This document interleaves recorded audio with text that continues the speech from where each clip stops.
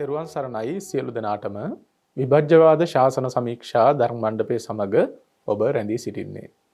මේ ධම්සභා මණ්ඩපයේදී දීඝනිකායෙහි සංගීති සූත්‍රයේ ඇතුළත් දහම් කරුණු සම්බන්ධයෙන් එකින් එක අරගෙන ඒ පිළිබඳව විස්තරාත්මක විග්‍රහයක් සිද්ධ කරනවා. අන්නේ සාකච්ඡා මාලාවේදී අපිට හම්බ වෙනවා සුවිශේෂී කරුණක් භව දිට්ඨි සහ විභව දිට්ඨි කියලා. විශේෂයෙන්ම අපේ බෞද්ධ පින්වතුන් මතකයේ තබා ගන්න දිට්ඨි පිළිබඳව ඔබට තියෙන අවබෝධය දැනුම ඉතාමත්ම වැදගත් මේ නිවන් මඟ ගමන් කරනකොට. සාමාන්‍යයෙන් අපේ බෞද්ධ පින්වතුන් මේ නිවන් දකින්නට දරන උත්සාහයේදී ලෝභය නැති කරගන්නේ කොහොමද, ද්වේෂය නැති කරගන්නේ කොහොමද කියලා කල්පනා කළත් දිට්ඨි සම්බන්ධයෙන් ඇති කරගන්න අවධානය ඉතාමත් අඩු බවක් අපිට පේන්නට තියෙනවා. නමුත් ඔබ මතකයේ තබා ගන්න ලෝභය, ද්වේෂය වගේම දිට්ඨි කියන මේ ධර්මය අපේ චිත්ත සංතානයන්ගෙන් දුරු කළ යුතුමයි. මේ දිට්ඨි දුරු කරන්නේ නැතුව කවදාකවත් නිර්වාණ ධර්මය සාක්ෂාත් කරගන්නට පුළුවන් කමක් නැත්තේ නෑ. අනේ නිසා ඔබට ඉතාමත් වැදගත් මේ දිට්ඨි සම්බන්ධයෙන් තියෙන දැනුම සහ අවබෝධය. ඒ නිසාම අපි කල්පනා කළා මේ භව දිට්ඨි සහ විභව දිට්ඨි පිළිබඳව සාකච්ඡා කරනකොට මේ දිට්ඨි පිළිබඳව පරිපූර්ණ විග්‍රහයක් කරන්නට, එහෙම නැත්නම් ඒ පිළිබඳව හාත්පස විශ්ලේෂණයක් සිද්ධ කරන්නට. ඉතින් අපි ඒ සම්බන්ධයෙන් සති ගණනාවක් දැන් සාකච්ඡා කරගෙන එනවා. අදත් එහි විශේෂ තේමාවක් කතා කරන්නට තියෙනවා. ඔබට විශේෂයෙන් වැදගත් වේවි මේ අද කතා කරන තේමාව ඔබ හොඳින් විමසා බලන්න. මේ කරුණු, මේ දෘෂ්ටි ඔබේ චිත්තසංතානයන් තුලත් පවතිනවාද කියලා. ඉතින් අදත් මේ උතුම් සාකච්ඡාව සඳහා වැඩම කොට සිටිනවා ලබනෝරුව කන්ද ආරණ්‍ය සේනාසනාධිපති රාජකීය පඬිත ශාස්ත්‍රපති කොත්මලේ කුමාර කස්සප පඬිත හාමුදුරන් වහන්සේ. අපි තාමත් ගෞරවයෙන් හාමුදුරන් වහන්සේව පිළිඅරගමු. තෙරුවන් සරණයි කස්සප හාමුදුරන්. තෙරුවන් සරණයි සමිඳාස. මේ දිට්ඨි ගැන කතා කරනකොට අපි දැන් සෑහෙන කොටසක් පසු කරගෙන ඇවිල්ලා තියෙනවා, කතා කරගෙන ඇවිල්ලා තියෙනවා. අස්සාද දිට්ඨිය සම්බන්ධයෙන් දිට්ඨි ප්‍රභේද 35ක් කතා කළා. අත්තානු දිට්ඨිය සම්බන්ධයෙන් 20ක් කතා කළා. ඒ වගේම මිච්ඡා දිට්ඨි 10ක් කතා කළා. සක්කාය දිට්ඨිය සම්බන්ධයෙන් 20ක්, සක්කාය වත්තුකා ශාස්වත දිට්ඨිය සම්බන්ධයෙන් 15ක්, ඒ වගේම සක්කාය වත්තුකා උච්ඡේද දිට්ඨිය සම්බන්ධයෙන් 5ක් කතා කළා. අපි පසුගිය සතිවල කතා කළා අන්තග්ගාහික දිට්ඨිෙහි ප්‍රභේද 50ක් ගැන. විශාල විග්‍රහයක් මේ වෙනකොට අපි සිද්ධ කරගෙන ඇවිල්ලා තියෙනවා. අද කතා කරන්නේ පුබ්බන්තානු දිට්ඨිය සම්බන්ධයෙන්. මෙහි දිට්ඨි ප්‍රභේද 18ක් කතා කරන්න තියෙනවා. මේ සංඛ්‍යා මෙහෙම මතක් කළාට ඔබ මෙය මෙච්චර ගොඩක් අපි කොහොමද මතක තියාගන්නේ කියලා කල්පනා කරන්න එපා. පහසුවෙන් ඔබට පුළුවන් මේ සාකච්ඡාවත් එක්ක හිටියම මේ සම්බන්ධයෙන් දැනුම අවබෝධය ලබා ගන්න. කස්සප හාමුදුරුවෝ මොකද්ද මේ පුබ්බන්තානු දිට්ඨිය? මේ දුරු කළ යුතු මේ දිට්ඨිය කොහොමද අපි තේරුම් අරගන්නේ? තෙරුවන් සරණයි සියලු දෙනාටම. දෘෂ්ටි පිළිබඳව අපි සංඛ්‍යාත්මකව කතා කරනකොට ඇතැම් විට කෙනෙක් ඒ හේතුවෙන් ටිකක් බයටපත් වෙන්නත් පුළුවන් මේ ඔක්කොම මතක තියාගන්නට ඕනේද කියලා. නමුත් ඇත්තටම මේ ඔක්කොම මතකේ රඳවා ගැනීම නෙමෙයි බලාපොරොත්තු වෙන්නේ. මේ කියන කාරණා ටික ඔස්සේ මේ බඳු දෘෂ්ටීන් ඇසුරු වෙනව නේද කියලා තමන්ගේ හිත පැත්තේ මේ දෘෂ්ටියක් කියන දැනුම විතරක් තිබුණත් ඒකත් හොඳටම ප්‍රමාණවත්. ඒ කියන්නේ මේක මතක තියෙනවා නම් වඩා හොඳයි. මතක නැති වුණත් මේ දේ දෘෂ්ටියක් නේද, මේ මානසික මට්ටම දෘෂ්ටියකට කතා කළ දෙයක් නේද කියලා ඔබට මතකයක් තියෙනවා නම් ඒකම ප්‍රමාණවත්. මොකද සමහර වෙලාවට අපි ප්‍රතිපදාවක් වඩන්නට යනකොට, භාවනා කරගෙන යනකොට අපේ මනස තුළ විවිධ අදහස් ඇති වෙනවා. ඒ වගේම විවිධ සමාධි මට්ටම් වලදී විවිධ සංකල්ප ඇති වෙනවා. විවිධ දේවල් අපිට අත්දැකීම් ලැබෙනවා. විවිධ තත්වයන්ටපත් වෙනවා. ඒ සෑම තත්වයකදීම එතන රැවටෙන්නේ නැතුව එතනින් එහාට අපිට යන්නට නම් මේ දෘෂ්ටි පිළිබඳව අපි හඳුනාගෙන තිබීම ඉතාම වැදගත් වෙනවා.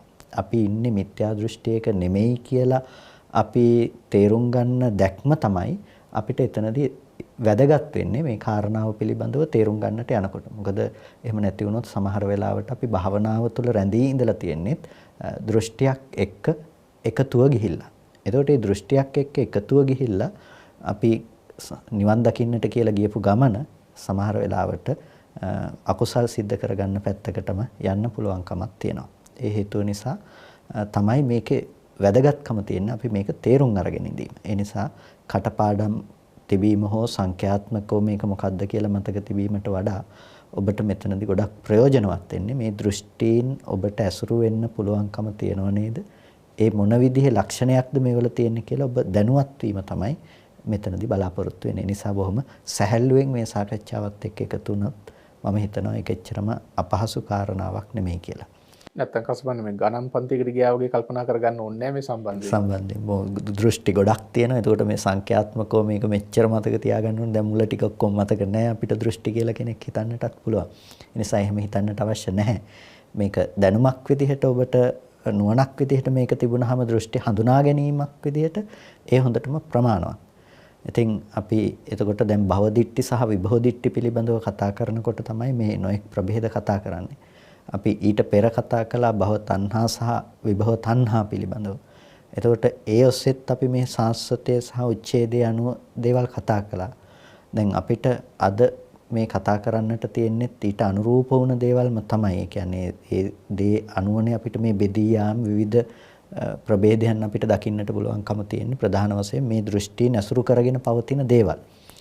එතකොට මේ අන්තග්ගාහික දෘෂ්ටිය තුලත් අපිට ප්‍රධාන වශයෙන්ම කතා කරන්නට පුළුවන්කම තියෙනවා මේ අන්තයකට ගිහිල්ලා අපේ මනස තුල ගොඩනගෙන දෘෂ්ටීන් පිළිබඳව.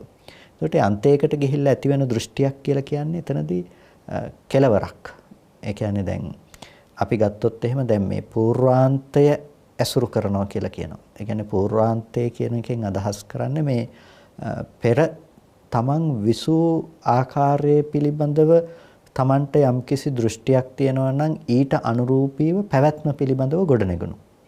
ඒ කියන්නේ දැන් අතීත ආත්ම භාවයන් පිළිබඳව හෝ ලෝකයේ පිළිබඳව හෝ මෙබඳු ආකාරයෙන් අතීතය පිළිබඳව සිහිපත් කරලා බලනකොට එයාට අතීතය පිළිබඳව තියෙනවා නිට්ටයයි කියන සංකල්පනාවක්. ඒ සංකල්පනාව පෙර ජාති පෙර ආත්ම ඒ ලෝකයේ පිළිබඳව පෙර තිබුණු විදිහ පිළිබඳව ඔහු පවත්වන දැක්ම අනුව ඔහුට ගොඩනගෙන දෘෂ්ටියක් තමයි මේ පූර්වාන්ත දෘෂ්ටිය කියලා කියන්නේ.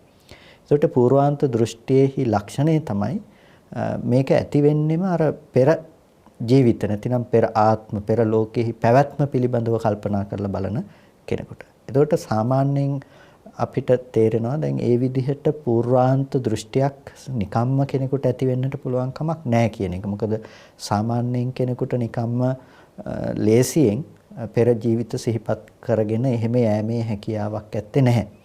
ඉතින් ඒකට කෙනෙකුට තියෙන්නට අවශ්‍යයි චිත්ත සමාධියක්. ඒ කියන්නේ හිතෙන් ඔහුට චිත්ත ඒකාග්‍රතාවයක් ගොඩනගාගෙන තමයි ඊට අනුරූපීව පෙර ආත්ම භාවයන් සිහිපත් කිරීම කියන දේවල් වලට පවා යන්න පුළුවන්කම තියෙන්නේ.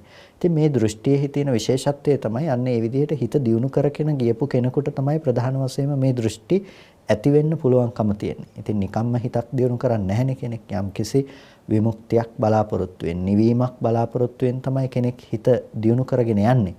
නමුත් ඔහු එහෙම දියුණු කරගෙන ගියත් ඔහු යම් මිත්‍යා දෘෂ්ටියකට යම් මොහතකපත් වෙන්නට පුළුවන්කම තියෙනවා. ඉතින් ඒක මම හිතනවා මේ පුබ්බන්තානු දිට්ඨිය පිළිබඳව අපිට කතා කරනකොට විශේෂයෙන් දකින්නට පුළුවන් දෙයක්. ඉතින් පුබ්බන්තානු දිට්ඨියේ තියෙන ප්‍රධානම ලක්ෂණය තමයි පූර්වාන්තය අසුරු කරනකම. ඒ කියන්නේ තමන් පෙර හිටපු ආකාරයන් පිළිබඳව සිහිපත් කරලා ඇති කරගන්න දෘෂ්ටියක්. මේ දෘෂ්ටිය පිළිබඳව අපිට හඳුන්වා දෙන්නට පුළුවන්කම තියෙන්නේ ඒ පෙර කඳ පිළිවෙල නැතිනම් පෙර හිටපු ආකාරයේ පිළිබඳව මානසිකාරයේ පැවැත්වීමෙන් ඇති කරගන්නා දෘෂ්ටියක් හැටියට.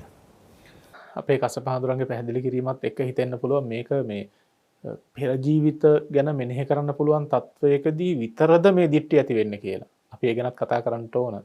එතන මෙහායට ඇති වෙන්නේ නැද්ද? ඔබට ගැටලුවක් තියෙන්නට පුළුවන්. කසපහඳුරනේ මේ පුබ්බන්තානු දිට්ඨිය ප්‍රභේද 18ක් ගැන කතා කරනෝනේ. අපි එහි පළවෙනි කොටසට එමු. ශාස්ත්‍රවාද 4ක් ගැන කතා කරන මේ 18 දී. දැන් හිත දියුණු කරපු කෙනෙකුට විතරමද මේක ඇති වෙන්න පුළුවන්. ඒන් මෙහා කෙනෙකුට මේක ඇති වෙන්නේ නැද්ද? එහෙනම් අපේ සාමාන්‍ය බෞද්ධයන්ට හිතෙන්න පුළුවන් මේ දිට්ඨිය ගැන අපිට අහලා වැඩක් නැහැ. මොකද අපි ඒ තත්ත්වයට තාම ගිහිල්ලා නැහැනේ කියලා. ඉතින් මොකද්ද කොහොමද මේක පැහැදිලි කරන්නේ? ඇත්තම මේ දෘෂ්ටිය පිළිබඳව අපි විමසා බලනකොට අපිට දකින්නට පුළුවන් ප්‍රධානම දේ තමයි ඒ විදිහට පෙර ජීවිත සිහිපත් කරන කෙනෙකුට පමණක්ම හුදු මේ දෘෂ්ටිය ඇති වෙනවා කියන එක නෙමෙයි. දැන් දෘෂ්ටියක් කියන දේ ඇතැම් විට ආරම්භයක් තියෙන්න පුළුවන්. මේ දෘෂ්ටිය පටන් ගත්තේ මොන අවස්ථාවක කෙබඳු තැනකින්ද කියන එක පිළිබඳව අපිට දකින්න පුළුවන්කම තියෙනවා. එතකොට අන්නේ දෘෂ්ටි මූලය පිළිබඳව අපි කතා කරගෙන ගියොත් මෙබඳු දෘෂ්ටි මූලයක් අපිට දකින්න පුළුවන්. ඒ කියන්නේ මෙබඳු දෘෂ්ටි මූලයක් තුලින් තමයි අපිට මේ දෘෂ්ටිය ප්‍රභවය වෙලා තියෙන්නේ. ඒ නිසා මේ කතා කරන්නේ දෘෂ්ටි මූලය පිළිබඳව. එතකොට දැන් ඒ දෘෂ්ටි මූලයෙන් ප්‍රභවය වුණ දෘෂ්ටිය ඊට අනුගත බොහෝ පිරිසක් කතා කරන්න පුළුවන්කම තියෙනවා. ඊට අනුගතව සාමාන්‍යයෙන් දැන් එබඳු නුවණක් නැති කෙනෙක් වුණත් යන්න පුළුවන්කම තියෙන එබඳු දෘෂ්ටිය සමාදන්වගෙන ලෝකයේ බඳු දෙයක් පවතිනවා කියලා හිතාගෙන යන්න පුළුවන්කම තියෙනවා. ඔවුන්ට දිවස අවශ්‍ය නැහැ. ඔවුන් අරක අනුගාමිකයින් විදියට අර දෘෂ්ටිය සමාදන්වගෙන ඒ ඔස්සේ ඔවුන් ලෝකේ දකිනවා. ඊට පස්සේ අනිත් එක තමයි මේ තුළම අපිට ඇති වෙනවා මේ තර්ක සහ විමර්ශනය කියලා දෙයක්. ඒතකොට තර්කයේ තුලිනුත් ඇතම් කෙනෙක් මෙබඳු දෘෂ්ටීන්ට පත් වෙනවා. ඒ නිසා මේ ධානය කියන දෙයකට පත් වෙලා නැතිනම් ධානයක් ලබලා ඊට පස්සේ අභිඥාවන් උපදවාගෙන දිබ්බ චක්කු ආදී උපදවාගෙන අපි පෙර ජීවිත සිහිපත් කරලා ඒ තුලින් පමණක්ම මේ හුදු දෘෂ්ටිය කෙනෙකුට ඇති වෙනවා කියන එකක් ඇත්තේ නැහැ. යම් කිසි කෙනෙකුට තමන් අනුශ්‍රවණේ, ඒ කියන්නේ තව කෙනෙක් මෙහෙම කියනවා මේ බඳු පැවැත්මක් ලෝකේ තියෙනවා, මේ බඳු ස්වභාවයක් ලෝකේ තියෙනවා, මේ බඳු දකින්න අය ඉන්නවා කියලා අනුශ්‍රවණයේ තුලින් උනත් අනිත් කෙනා දෘෂ්ටිය සමාදන්ව ගන්නට පුළුවන්කම තියෙනවා. අනුශ්‍රවණයේ තුලින් එන බඳු දෘෂ්ටිය අද දරාගත්ත සමස්තයක් පිරිස ඉන්න පුළුවන්කමක් තියෙනවා. එතකොට දැන් නිර්මාණවාද දිහා අපි විමසා බලනකොට නිර්මාණවාදයේ පිළිබඳව ඇතැම් වෙලාවකට කතා කරන්නේ එක පුද්ගලයෙක්. හැබැයි ඔහුගෙන් අනුගාමිකයින් විසින් අනුශ්‍රවණය තුලින් දරාගත්ත නිර්මාණවාදය දිගින් දිගට කතා කරමින් එනවා. එතකොට මේ නිර්මාණවාදයේ තුල රැඳී සිටින්නේ දෙවියෝ ඇවිල්ලා ඔහුට මෙහෙම ප්‍රකාශ කළා හෝ ඔහු මෙහෙම අවබෝධ කළා කියන තැනින් ඔහුට පමණක් නෙමෙයි නිර්මාණවාදයේ පිහිටලා තියෙන්නේ. නිර්මාණවාදයේ ඊට පරම්පරාවල් ගණනාවක් පසුපස්සට යනකම් නිර්මාණවාදය ගලාගෙන ගිහිල්ලා තියෙනවා. ඒ කියන්නේ ශතවර්ෂ ගණනාවක් ආගමක් වශයෙන් සමාජය තුළ පවතින සමාජය තුළ පවතින්න පුළුවන්කම තියෙනවා. ඒ නිසා මේක මේ දෘෂ්ටි ප්‍රභවය පිළිබඳව අපි මේ විදිහට කතා කළාට, මූලය පිළිබඳව කතා කළාට හුදු මේක තියෙන්නට අවශ්‍ය නැහැ. මූලයේම හැමෝ තුළ තියෙන්නට ඕනේ. අනුශ්‍රවණයේ තිබුණත් මේ බඳු දෘෂ්ටියක් ඇතම් කෙනෙකු තුළ පිහිටා සිටින්නට පුළුවන්කම තියෙනවා. ලෝකේ විවිධ ආගම් පැවතිලා තියෙනවා, වර්තමානයේත් පවතිනවා. මේ ආගම්වල මූලයන් පිළිබඳව සොයාගෙන යනකොට ඇතම් ශාස්ත්‍රවරු හිත යම් ප්‍රමාණයකට දියුණු කරපු උදවිය. හැමෝම නෙමෙයි. නමුත් මේ හිත දියුණු කරපු උදවිය පවා විවිධ දිට්ඨීන්ට හසු වෙලා ප්‍රකාශ කරලා තියෙන දේවල් ධර්මානුකූලව විග්‍රහ කරලා ගත්තම, යථාර්ථවාදීව විග්‍රහ කරලා ගත්තම මිත්‍යා දෘෂ්ටීන් වශයෙන් අපිට හඳුනා ගන්නට පුළුවන්කම තියෙනවා. ඉතින් බුදුරජාණන් වහන්සේ මේ දිට්ඨි සම්බන්ධයෙන් අති විශාල විග්‍රහයක් කරන්නේ මෙය සත්වයන් හසු වෙන්න තියෙන, රැවටෙන්න තියෙන විශේෂම ස්ථානයක් නිසා. ඒ නිසා මේ දිට්ඨි සම්බන්ධයෙන් ඔබ සුපැහැදිලි දැනුමක්, අවබෝධයක් තබා ගන්න. එය බෞද්ධයන්ට විතරක් නෙමේ සමස්ත සමාජයටම ඉතාමත් වැදගත් දෙයක්. දැන් අපි කතා කරන්නේ පුබ්බන්තාණු දිට්ඨිය සම්බන්ධයෙන්. මෙහි අපි මුලදීම සඳහන් කළා ප්‍රභේද 18ක් ගැන කතා කරන්න තියෙනවා කියලා. එහි මුල්ම ප්‍රභේදය අපිට හම්බ වෙනවා ශාස්ත්‍රවාද වශයෙන් 4ක්. කසපහඳුන කොහොමද මේ පුබ්බන්තාණු දිට්ඨිය සම්බන්ධයෙන් කතා කරනකොට මේ ශාස්ත්‍රවාද 4 හම්බ වෙන්නේ? පුබ්බන්තාණු දිට්ඨිය සම්බන්ධයෙන් කතා කරනකොට අපිට ශාස්ත්‍රවාද 4ක් දකින්නට පුළුවන්කම තියෙනවා. ශාස්ත්‍රවාද 4ක් කියලා කියනකොට අපි ශාස්ත්‍රයේ පිළිබඳව යම් පමණකට දැන් හඳුනාගෙන තියෙනවා. ඒ කියන්නේ මේ ආත්මය පිළිබඳව, පැවැත්මක් පිළිබඳව අපි කතා කරන එක. නමුත් අද කතා කරන එකේ විශේෂත්වයක් තියෙනවා. මේ සාස්වත දෘෂ්ටිය ගොඩනැගෙන්නේ පුබ්බන්තාණු දිට්ඨිය පිළිබඳව. ඒ කියන්නේ පූර්වාන්තය ගැන තමයි මේ ශාස්වතය කියන දේ අද දවසේදී ගොඩනැගෙන්නේ. එතකොට පුබ්බන්තාණු දිට්ඨිය කියනකොට, ඒ කියන්නේ පූර්වාන්තය ගැන ශාස්වතය ගොඩනැගීමේදී පළවෙනිම දෘෂ්ටිය තමයි කෙනෙකුට මේ ලෝකේ කියන්නේ දෘෂ්ටි ප්‍රභවය වෙන තැනක් හැටියට අපිට කතා කළොත් මේ ලෝකේ ඇතම් කෙනෙක් මේ අනුയോഗය නිසා නැතිනම් හිත නැවත නැවත දියුණු කිරීම නිසා, ප්‍රධාන වීර්යය කිරීම තුළ, මානසිකාරය නිසා, මානසිකාරයේ නැවත නැවත පැවැත්වීම නිසා, නැතිනම් මේ චිත්ත සමාධියක් දියුණු කිරීම නිසා එයා උපදව ගන්න යම් දෘෂ්ටියක් තියෙනවා. ඒ කියන්නේ එයා උපදව ගන්න යම් දැක්මක් තියෙනවා ලෝකයේ පිළිබඳව. එයා පූර්ව ජීවිත සිහිපත් කිරීම පිළිබඳව තමන්ගේ හිත යොමු කරලා ඒ සමාධිය තුළින් බලනකොට එයාට පේනවා පෙර ජීවිත පේනවා. එක ජීවිතයක්, දෙකක්, තුනක්, හතරක්, පහක්, හයක් මේ විදිහට 10ක්, 100ක්, 1000ක්, ලක්ෂයක් මේ විදිහට නොඑක් සත සහස්‍රයක් එයාගේ ජීවිත සිහිපත් කරන්නට පුළුවන්කම තියෙනවා. එතකොට එයා මේ ජීවිත පිළිබඳව හිතලා බලනකොට මම මේ බඳු වූ නම් ඇතිව, මේ බඳු වූ ගෝත්‍ර ඇතිව, මේ බඳු වූ පරිසරයක, මේ බඳු වූ ආහාර ඇතිව, මේ බඳු වූ සැප සම්පත් ඇතිව මම මේ වගේ තැනක ඉපදිලා හිටියා. Tamante ඒ පිළිබඳව මෙනෙහි කරලා බලන්න පුළුවන්කම තියෙනවා. එතකොට මේ පූර්වානුස්මෘතිය පවත්නකොට එයාට දැන් බොහෝ ආත්ම ගණනක් කෙලවරක් කරන්නට බැරි තරම් ජීවිත ප්‍රමාණයක් එයාට මේ විදිහට දකින්න පුළුවන් වෙනකොට ආත්ම 100,000ක් ලක්ෂ ගණනක් මේ විදිහට එයා සිහිපත් කරනකොට එයාට පේනවා කො මේකේ කෙලවරක් නැහෙනි. මේකේ අතීතය ගැන බලනකොට Tamante එක කෙලවරක් පෙනෙන්නේ නැහැ. එයා කල්පනා කර යනකොට විමස ඉන්නකොට ඔහුට පේනවා මහ විශාල ආත්ම භාව ප්‍රමාණයක තමන් ප්‍රතිසන්දි වශයෙන් ඉපදුනා. දැන් මම මෙතන ඉපදිලා ඊට පස්සේ මම එතනින් චුත වෙලා මෙතෙන්ට ආවා. ඊට පස්සේ මම එතන මේ විදිහේ කර්ම සකස් කරගෙන මේ වගේ තැනකටපත් වුණා. එතන කර්ම සකස් කරගෙන මේ වගේ තැනකටපත් වුණා. දැන් ඒ වගේ කෙනෙකුට දැන් කෙලවරක් නැතුව මේ ආපු ගමන් මගක් පිළිබඳව පමණක් ඔහුට දකින්න පුළුවන්කම තියෙනවා. අන්න ඒ කෙනාට ඇති වෙනවා දෘෂ්ටියක්. මේ ලෝකය නැතිනම් මේ පැවැත්ම කියන එක, මේ සත්‍යය කියන එක, මේ ආත්මය කියන එක සස්සතෝ, මේ සාස්වතයි, මේක පවතින දෙයක්.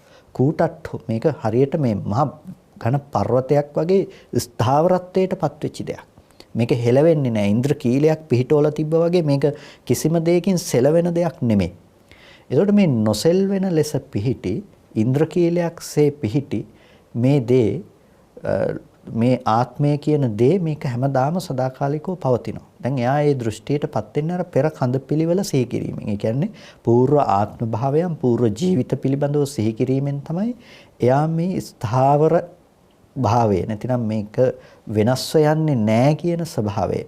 මේකේ වෙන ඵල නිෂ්පාදනය කරන බවක්, මේකේ මිදීම් ආදී දෙයක් මෙතන කතා කරන්නට පුළුවන් කමක් නැත්තේ නෑ. ඒ නිසා වංජෝ, මේක වඳයි. ඒකට නමුත් මේ ආත්මයක පැවැත්මක් තියෙනවා. මේ මෙතනින් සන්ධාවනයක්, සංසරණයක් තියෙනවා. මේ ආත්මය මෙතනින් මෙතනට යනවා. මෙතනින් අනිත් තැනට යනවා. මේ විදිහට එයා දකින ගමන් මඟ ඔස්සේ එයා ඒබඳු වූ දෘෂ්ටියකටපත් වෙනවා. මේ ලෝකේ සාස්වතයි, මේක නතර වෙන්නේ නැහැ. ලෝකයේ එසේම තියෙනවා. ලෝකයේ එසේ තිබියදී මම මේ විදිහට නොඑක් ආත්ම භාවයන් වල ප්‍රතිසන්දි වශයෙන් ඉපදෙමින් යනවා. කර්ම සකස් කරගෙන මේ විදිහට යනවා කියලා එයා පෙර ජීවිත පිළිබඳව දකිනවා.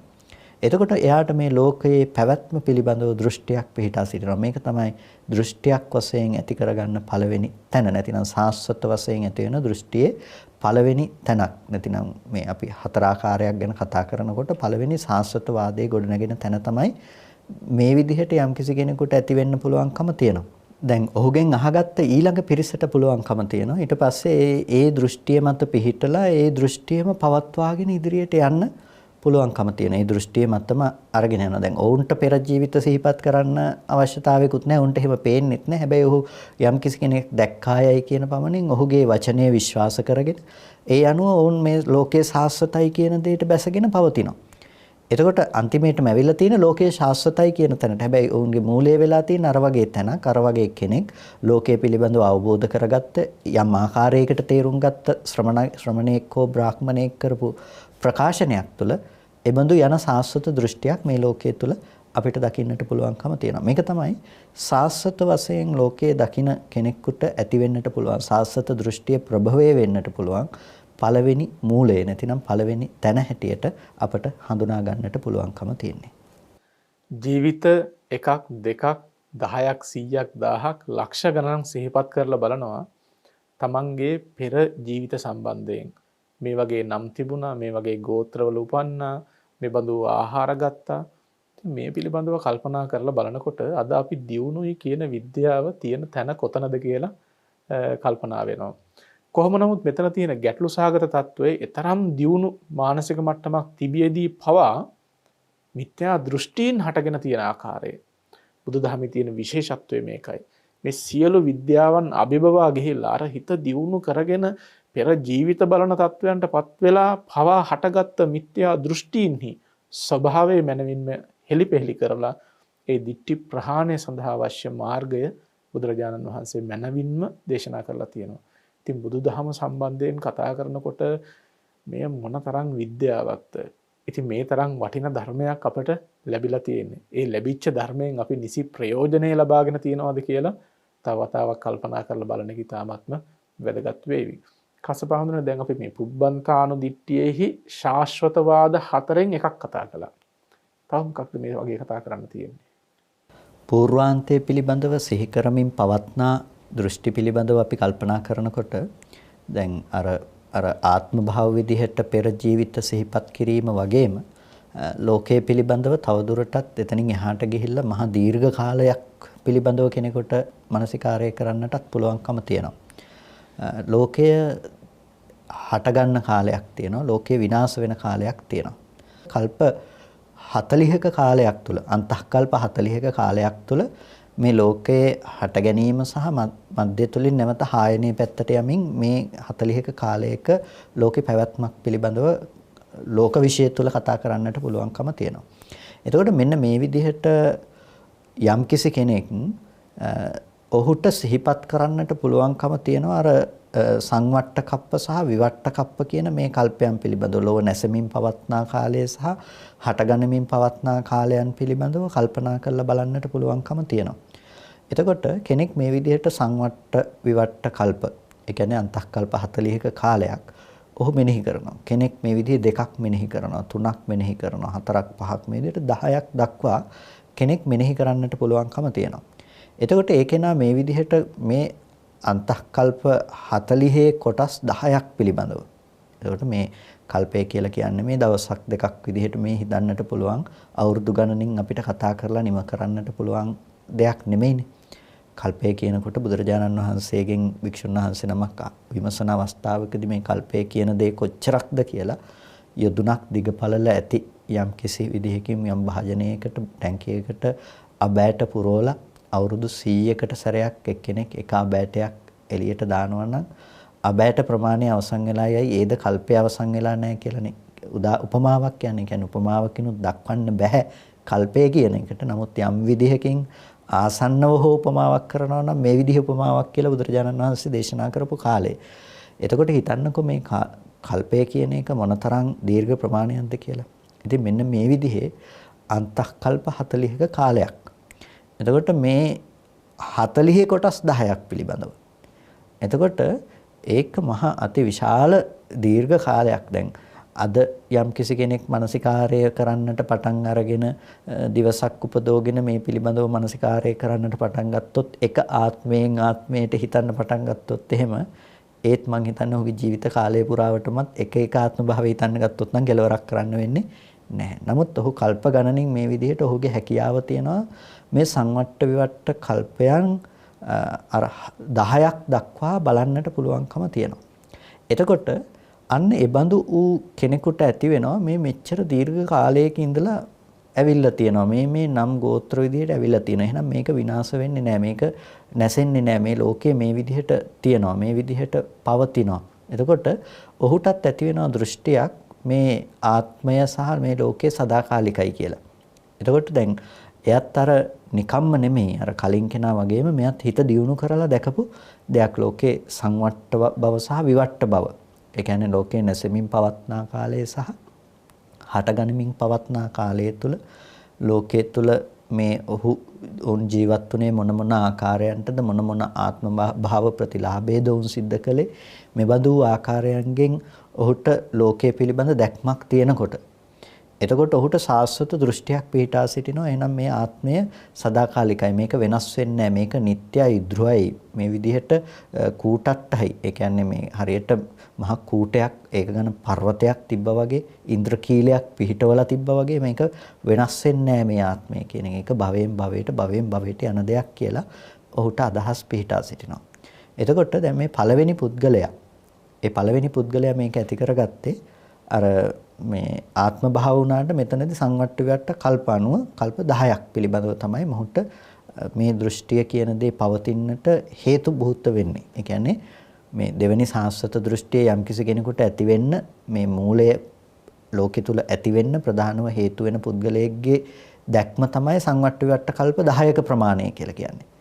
එතකොට තුන්වෙනි මූලය ගැන අපි කතා කළොත් නැතිනම් තුන්වෙනි දෘෂ්ටිය පිළිබඳව දෘෂ්ටි ස්ථානයේ මේ දෘෂ්ටිය ඇති වෙන්නට තියෙන තැන ගැන අපි කතා කළොත් ඒ තුන්වෙනි තැන අර 10නුත් එහාට ගිහිල්ලා කෙනෙකුට බලන්නට පුළුවන්කම තියෙනවා.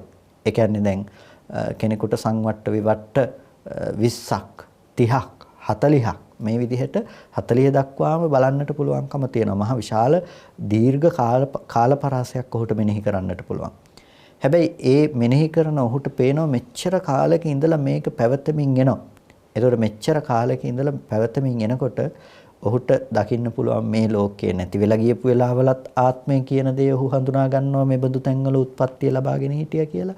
ආපහු මේ බඳු ලෝකයේ හටගත්තාම මේ ලෝකේ ඇවිල්ලා ආයේ ඉපදුනා කියලා ඔහුට පේනවා. ඒකට මේ බඳු විදිහට ඔහු තමන්ගේ ආත්මය පිළිබඳව හඳුනා ගන්නකොට අර දීර්ඝ කාල පරාසයක ආත්මය නිත්‍ය ලෙසම පිහිටා සිටින දෙයක් කියලා අදහසක් දෘෂ්ටියක් ඔහුට ඇති වෙනවා. මේක තමයි තුන්වෙනි තැන කෙනෙකුට ඇතිවෙන දෘෂ්ටිය පිළිබඳව. එතකොට දැන් මේ පුද්ගලයන් තුන් දෙනෙකුට ඇති වුණ තැන් තුනක් තමයි කතා කරන්නේ. පළවෙනි එක්කෙනාට මේ පෙර ජීවිත විදිහට සිහිපත් කරගෙන ගියා. ඊට පස්සේ ඊට වඩා නුවණ තියෙන කෙනෙක් සිහිපත් කළා අර සංවට්ට විවට්ට කල්ප පිළිබඳව.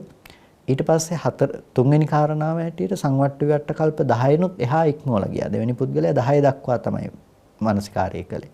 එතකොට මේ තුන් තැනකදීම මේ දෘෂ්ටිය කියන දේ සාස්වත දෘෂ්ටිය ඇති කරගන්නට දෘෂ්ටි මූලයේ බවට පත් වුණා. ඔවුන් ලබාගත් පූර්වානුස්මෘතිය. ඔවුන් හිත දියුණු කරලා හිත වඩපු කම ඔවුන් උපයෝගී කරගත්තා. නැතිනම් ඒක හේතු වුණා උන්ට මේ මෙබඳු දෘෂ්ටියක් ඇති කරගන්නට. එතකොට අපිට මේ දකින්න පුළුවන්කම තියෙනවා මෙතනදී දැන් මේ එකම වගේ කාරණාවක් මුල් කරගෙන තමයි මේ දෘෂ්ටි මූල තුනක් පිළිබඳව මේ කතා කරන්නේ. එතකොට ඇයි මේ එකම විදිහේ කාරණාවක් මුල් කරගෙන මේ කියන්නේ? කියන්නේ මේක දෘෂ්ටීන් හටගත්ත තැන් දිහා බලනකොට මේ හටගත්ත ශාස්ත්‍රවරු නැතිනම් මේක ලෝකෙට ඉස්සෙල්ලම ප්‍රකාශ කරන තැන් මේ මූලයන් වල තියෙන ප්‍රඥාවේ ස්වභාවය අනුව කෙනෙකුට පුළුවන්කම තියෙනවා මන්ද ප්‍රඥ පුද්ගලයෙක් ඉන්නවා. ඒ මන්ද ප්‍රඥ පුද්ගලයාට ආත්ම භාව විදිහට තමයි එයා සිහිපත් කරන්නේ. ඒ කියන්නේ මම මේ ජීවිතේ මෙහෙම හිටියා කියලා එයාට ආත්ම භාව විදිහට දකින්න පුළුවන්. එයාට අර සංවට්ට විවට්ට කප්ප තරම් මහා විශාල ප්‍රමාණයක් ඈතට දකින්න තරම් ඔහුගේ ප්‍රඥාව හෝ ඒ මනස දියුණු කළා නැහැ. ඒ නිසා ඔහු ඉන්න මට්ටමින් තමයි ඔහු මේ ප්‍රකාශය සිද්ධ කරන්නේ. දෙවෙනි පුද්ගලයා සංවට්ට විවට්ට කප්ප 10ක්. ඒ පුද්ගලයාට කියනවා මජ්ක්‍ධිම පඤ්ඤ පුද්ගලයෙක් කියලා. එතකොට ඒ ප්‍රඥාව මධ්‍යස්ථ ප්‍රමාණයෙන් ඔහුට තියෙන නිසා ඔහු හිත වඩලා තියෙන ඒ ප්‍රමාණයට. ඒ නිසා ඔහුට ඒ ප්‍රමාණයට දකින්න පුළුවන්කම තියෙනවා. ඒ වගේම ප්‍රධාන පුද්ගලයාට නැතිනම් 40ක් දක්වා දකින්නට පුළුවන් විශිෂ්ට ප්‍රඥා ඇති පුද්ගලයෙක් ඔහු ඒ තරම් හිත දියුණු කරලා තියෙනවා. එතකොට ඒ පුද්ගලයා තමයි අර සංවට්ට විවට්ට කප්ප 40ක් දක්වාම දකින්නේ. එතකොට ඒ ඕනෑම තැනක සංවට්ට විවට්ට කප්ප 40ක ඇතුළත ඔහු තමන් මම මේ ආත්මයේ ඉපදුනා මේ විදිහට මේබඳු ගෝත්‍රයත් එක්ක හිටියා මේබඳු නම්මැත් එක්ක හිටියා මේබඳු ඌ පරිසරයකයි ඉපදිලා හිටියේ. එතකොට මේබඳු ආහාර තමයි මම අනුභව කළේ. මේ විදිහට ඔහුට දකින්න පුළුවන්කම තිබුණා. එතකොට ඒ නිසා ඒ පුද්ගලයා ප්‍රඥාව වැඩි පුද්ගලයෙක්. ඉතින් දෙවෙනි පුද්ගලයාත් ඒ විදිහටම වුණාට ඔහුගේ කාල සීමාව අර පළවෙනි පුද්ගලයාට වඩා සීමා සහිතයිට වඩා අඩුයි. අර අපි මුලින්ම කතා කරපු නැතිනම් අපි මන්ද ප්‍රඥයි කියන මට්ටමට දී අර දෙවෙනි පුද්ගලයාටත් වඩා අඩුයි ඒ පුද්ගලයාගේ. එතකොට ඔහුට පුළුවන් ආත්ම භාව විදිහට මානසිකාරය කරන්න. ඉතින් නමුත් මේ ලෝකයේ තුල මේ සාස්වත දෘෂ්ටිය ආත්මයක් තියනවා කියලා මේ ආත්මය කියලා දෙයක් භවයෙන් භවයට සැරිසරනවා කියලා දෙයක් ප්‍රභවයේ වෙන්න තැනක් තියෙන්නට ඕනේ. ඒ ප්‍රභවයේ වෙලා තියෙන්නේ මේ බඳු තැනකින්. මේ වගේ තැනකින් ප්‍රභවයේ වෙන්නේ නැතුව ඒ බඳු දෘෂ්ටියක් ලෝකේ ඇති වෙන්න ඉඩ කඩක් ඇත්තේ නැහැ. ප්‍රධාන වශයෙන්ම දැන් මේ අපි හතරක් පිළිබඳව කතා කරනවා. මේ තුන පිළිබඳව අපි කතා කළොත් එහෙම මේ සාස්වත දෘෂ්ටිය ඇති වෙන්නට මේ බඳු තැන් තුනක් හේතු වෙලා තියෙනවා. නැතිනම් දැන් ආත්මයක් තියෙනවා කියලා මේක භවයෙන් භවයට තව තැනකට යනවා කියලා කෙනෙකුට හිතෙන්නේ කොහොමද ඉස්සෙල්ලාම ගත්තොත් එහෙම. දැන් අපි ගත්තොත් තිරසංගත සතෙකුට සාමාන්‍ය කෙනෙකුට මේ ආත්මයක් තියෙනවා මේ බඳු තැන්වල මෙහෙම ඉපදී යනවා කියලා හිතන්නට තරම් ඔහුට ඒ බඳු මට්ටමේ නුවණක් ඇති වෙන්න හේතුවක් නැහැ. ඉතින් එතකොට අර ඒ කියන්නේ යම් කිසි මට්ටමින් ඒක හිත දියුණු කරලා ඇති කරගත්ත ප්‍රතිඵලයක් නේ හු ආත්මය හඳුන්වයි කියනකම. ඒ කියන්නේ ඒක ප්‍රඥාව චෛතසිකය කියනව නෙමෙයි. නමුත් යම් කිසි විදිහකින් හිත දියුණු කරලා වැරදි විදිහට වටහා ගැනීමක් තමයි ඒ කරලා තියෙන්නේ. ඒකට දැන් මිනිස්සෙක් වෙලා ඉපදුනත් ඒ කෙනාට කිසිම විදිහකින් යම් කිසි විදිහකින් මේ බඳු දේවල් ඇසුරු වෙන්නේ නැත්නම් අපි හිතමු කවුරුත් නොදන්න නොඅහන තැනක ඉපදිලා හිටියොත් එහෙම එයා ඊළඟ ජීවිතේ උපදිනවා මේ විදිහට මේ ආත්ම සහගත හැඟීමක් කියන දේ තුල සාස්වත දෘෂ්ටියකට ඇති වෙන්න පෙර ජීවිතවල මම මෙහෙම හිටියා කියලා දෙයක් එයාට ඇති වෙන්නේ නැහැ. එතකොට මේ එකම ආත්මේ භවයෙන් භවයට යනවා කියලා මහා විස්තර වශයෙන් කතා කරන දෙයක් නැහැ. ඒකෙන් ඇති කරගන්න එපා භව තණ්හාව කියන තැන තියෙන සාස්වතය කියන එකත් එක්ක මේක පටල ගන්න එපා. මේ කියන්නේ මේ දෘෂ්ටියට අදාළව මේ සාස්වත දෘෂ්ටිය ගැන.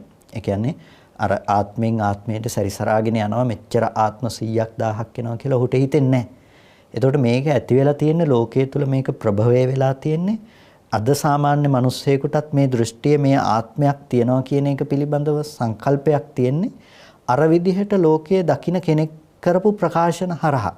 Tamanට පේන්නේ නැත්නම් තව කෙනෙක් කියලා තියෙනවා මේ විදිහට උපදිනවා කියලා. ඒ උපදිනවා කියලා කියපු එක හරහා තමයි අපි ආත්මේ භවයෙන් භවයට යනවා කියලා හිතන්නේ.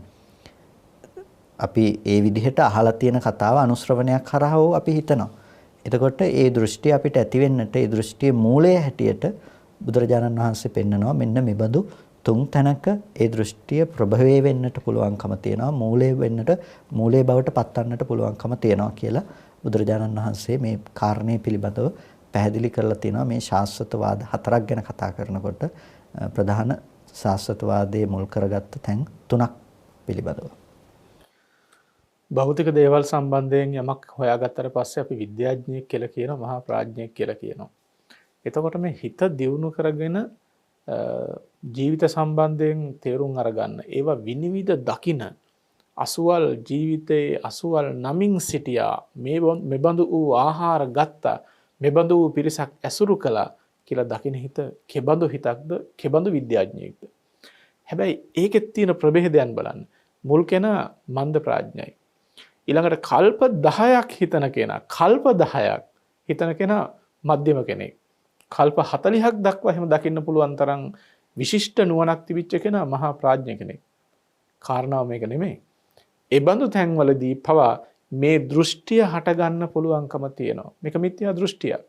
ඉතින් ඒ තරම් හිත දියුණු කරලත් මිත්‍යා දෘෂ්ටියක් හට ගන්න පුළුවන් නම් මේ දෘෂ්ටිය කියන එක කෙබඳු දෙයක්ද? මේ මනස තුළ කොතරම් ව්‍යාප්ත වෙලා තියෙන කොච්චර හානිකර සියුම් ධර්මයක්ද? තේරුම් අරගන්නට කොච්චර දේවල් තියෙනවද? කල්ප 40ක් දක්වා දකින්න පුළුවන් මනසකත් මෙබඳු දිට්ඨියක් හට ගන්න පුළුවන් කියනකොට අනිත් වැදගත්ම කාරණාව තමයි එබඳු වූ දිට්ඨියක් තේරුම් අරගෙන එය මනවින්ම විශ්ලේෂණය කරන්නට, අවබෝධ කරගෙන දේශනා කරන්නට බුදුරජාණන් වහන්සේ කොයිතරම්නම් මහා ප්‍රඥෝත්තමයන් වහන්සේ නමක්ද? අපිට ලැබිලා තියෙන ඒ තරම්ම උත්තරීතර ධර්මයක්. ඒකෙන් නිසි ප්‍රයෝජනෙ ලබා ගන්න එක තමයි වැදගත් වෙන්නේ. මේ බුදුදහම කියන විද්‍යාව හරියට අධ්‍යයනය කරගත්තොත්, හරියට කියවා ගත්තොත්, හරියට තේරුම් අරගත්තොත්, ජීවිතයට යොදා ගත්තොත්, ඒක තමයි ජීවිතේ වැදගත්ම කාරණාව වෙන්නේ. දැන් අපි කතා කළා මේ දිට්ඨි තුනක් සම්බන්ධයෙන්. කසපහඳුනේ මොකක්ද හතරවෙනි එක මේ පුබ්බන්තානු දිට්ඨිය සම්බන්ධයෙන් තියෙන? හතරවෙනි එක පිළිබඳව අපි කතා කරනකොට අපිට දකින්න පුළුවන්කම තියෙනවා. දැන් ඒ අය හිත දියුණු කරලා ඇති කරගන්න දෙයක් නෙමෙයි. ඒ අයට තියෙනවා මේ තක්කී හෝති විමර්ශී. ඒ කියන්නේ මේ ලෝකයේ පිළිබඳව වුන් බලනවා ඊටාම තර්කානුකූලව සහ විමසුම් නුවණ. එතකොට දැන් අපේ කාලේ අය වගේ තර්කයේ සහ විමසීමට තමයි මූලිකත්වය දෙන්නේ. ඉතින් ඕන් පිළිගන්නේ ඕන්ට පේන දේ. තර්කය සහ විමසා බලනකොට ඔවුන්ට තර්කානුකූලව පේන දේ ඔවුන් පිළිගන්නවා යථාර්ථයේ විදිහට. ඒ කියන්නේ තර්කානුකූලව පේන දේ සෑම විටම තර්කානුකූල දේ යථාර්ථය නෙමෙයි. තර්කානුකූල සියල්ල යථාර්ථයේ බවට පත් වෙන්නේ නැහැ කිසි විටක. ඉතින් තර්කානුකූලව ලෝකයේ දිහා බලලා විමසා බලනකොට ඔවුන්ට පේනවා මේ ලෝකය පවතිනවා කියලා. මේ විදිහට මේ ලෝකය පවතිනවා, නැවත හට ගන්න පුළුවන්කම තියෙනවා. මේ විදිහට මේ ලෝකය තියෙනවා. මේ ලෝකේ විඳගෙන යන මේ ආත්මයන් තියෙනවා, හඳුනන දේවල් ලෝකේ තියෙනවා කියලා ඔවුන් තර්කානුකූලව ගොඩනගනවා සාස්වතේ කියන දේ. ඒතකොට දැන් ඒකට අර හිත දියුණු කරන්නට අවශ්‍ය නැහැ.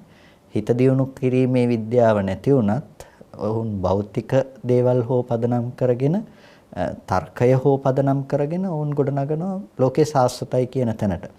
ඉතින් මම හිතනවා ඒක බොහෝ සෙයින් අද දකින්නට පුළුවන්කම තියෙන දෙයක්. මොකද අද බොහෝ දෙනෙක් ඇති කරගෙන තියෙන්නේ අර විදිහ තැනක නෙමෙයි. ආත්මය කියන තැනක අර පෙර ජීවිත සිහි කරලා ඇති කරගන්න දෙයක් නෙමෙයි. තර්කානුකූලව ගොඩනගලා මේ පෘථුවිය, මේ විශ්වය, මේ විදිහට මේ දේවල් හට ගන්නවා, මේ විදිහට නැති වෙනවා, මේ විදිහට ලෝකයේ තුල ඒ බඳු දේවල් දෘෂ්ටිගත වෙනවා.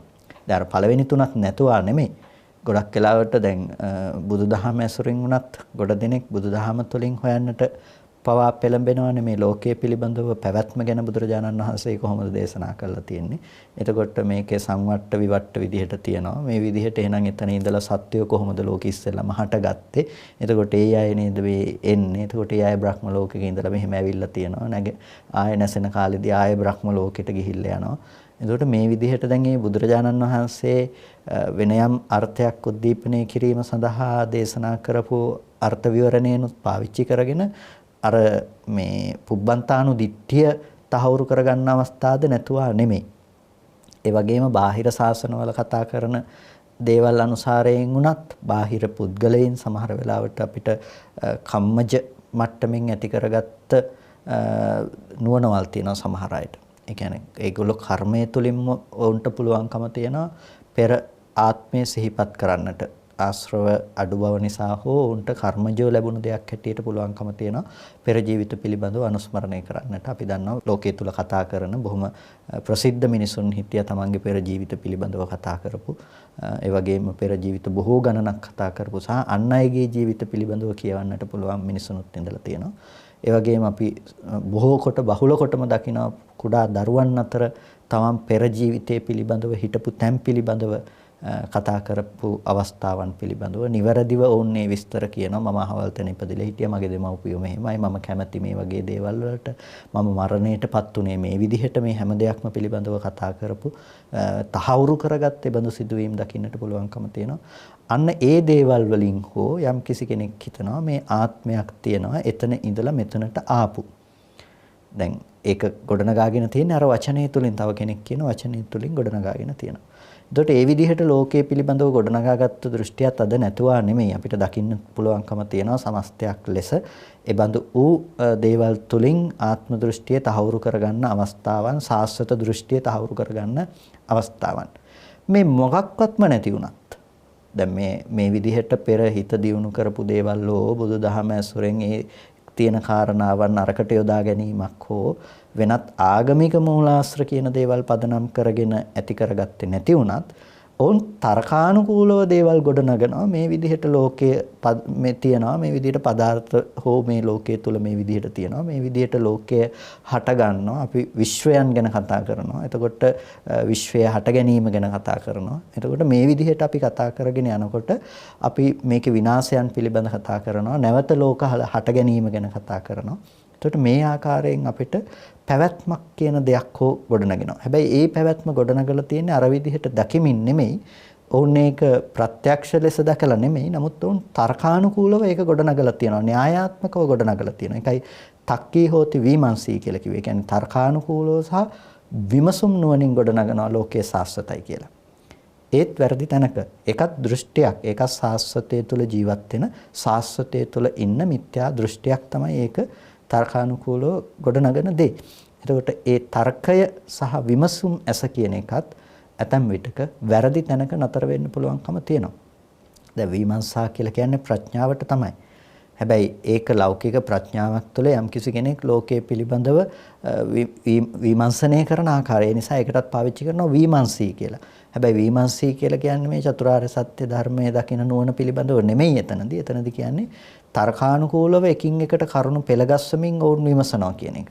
එතකොට ඒ විමසා බැලීමේදී ඔවුන්ගේ තහවුරු වෙන්නේ සාස්වත දෘෂ්ටිය. මේ ලෝකයේ පවතිනවා. මේ ලෝකේ නැසෙන්න පුළුවන්, ආය හට ගන්න පුළුවන්, සත්ව විශ්යන් නැති වෙන්න පුළුවන්. ඒ අය මෙතනින් මෙතනට මේ විදිහට යන්න පුළුවන්. ඒ නිසා මේකේ ආත්ම තියෙනවා. මේ ආත්ම පවතිනවා දිගටම මේක ඇසුරු කරගෙන. එතකොට මෙන්න මේ විදිහට මේ පැවැත්ම පිළිබඳව ඕන් තර්කානුකූලව විවිධ සන්දර්භයන් ඔස්සේ ගොඩනගනකොට අන්න ඒක තමයි හතරවෙනි තැන. මේ ලෝකයේ පිළිබඳව පවතිනවායයි කියලා ගත්ත තියනවා කියලා නිත්‍ය වශයෙන් ඇසුරු කරගත්ත සිව්වෙනි කාරණේ බවට පත් වෙන්නේ. තර්කය සහ විමර්ශාව කියන එක දුරු කළ යුතු නිෂ්ඵල දෙයක් කියලා නෙමෙයි මේ කියන්නේ. තර්කයට සහ විමර්ශාවට යොදා ගන්න සාධක සඵල සාධක වෙන්නට ඕන. ඒ සාධක ගුණාත්මක වෙන්නට ඕන. හාත්පසින්ම එකතු කරගත සාධක වෙන්නට ඕන. එහෙම නැත්නම් එක්තරා දෘෂ්ටි කෝණයක සිට එකතු කරගන්නා සාධක මතින් පමණක් යම්කිසි තර්කයක් හෝ අදහසක් ගොඩනගනවා නම් එය ඒ තරම්ම සඵල වෙන්නේ නැහැ. ඒ තරම්ම සාර්ථක වෙන්නේ නැහැ. ඉතින් මේ යම් යම් උදවිය තර්කානුකූලව කල්පනා කරලා විවිධ විදිහෙන් විවිධ පැති පිළිබඳව නිරීක්ෂණය කරලත් මෙබඳු වූ මිත්‍යා දෘෂ්ටීන් සමාජයට මුදා හැරලා තියෙනවා, විකාශනය වෙලා සමාජය තුළින් ඇවිල්ලා තියෙනවා.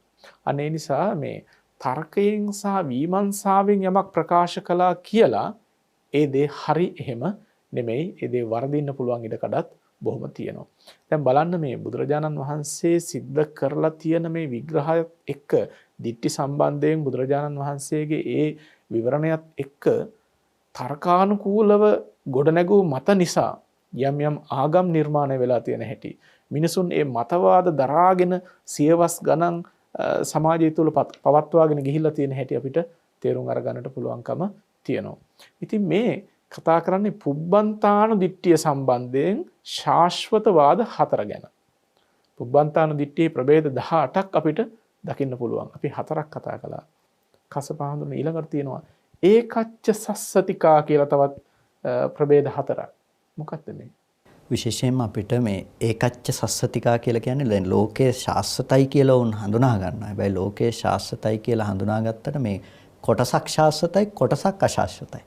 ඒ කියන්නේ නිත්‍ය කොටසකුත් තියෙනවා, අනිත්‍ය කොටසකුත් තියෙනවා. නිත්‍ය කොටසකුත් තියෙනවා, අනිත්‍ය කොටසකුත් තියෙනවා. ඒකයි ඒකච්ච කියලා කියන්නේ එක කොටසක්. ඒක සස්සතිකා, ඒක ශාස්ත්‍රයි. හැබැයි එතකොට අසස්සතික කොටසකුත් තිබිලා තියෙනවා. මේ ඔය කියනකොට කස්සමන් මතක් වුණා සමහර අය ත්‍රිකෝණේ පාද නිත්‍යයි කියලා කියන්නේ. කොටසක් නිත්‍යයි. කොටසක් අනිත්‍යයි. තාමත් ඒ දිට්ඨිය මොකද්ද උණුසුමක් එනවා සමාජය තුළ. ඇතැම් වෙලාවට ඒ දෘෂ්ටිය මේ සම්පූර්ණ නැති වුණා දෘෂ්ටියේ කොටසකින් හෝ උණුසුම ලැබලා කොටසක් ගැන කතා කරනවා. ඒ කියන්නේ මේ නිත්‍ය දේවලුත් ලෝකේ තියෙනවා, ත්‍රිකෝණේ පාද තුන දේවල් නිත්‍යයි, මේ දේවල් නිත්‍ය ලෙසම ලෝකේ පවතින නොවෙනස්ස කියන එක.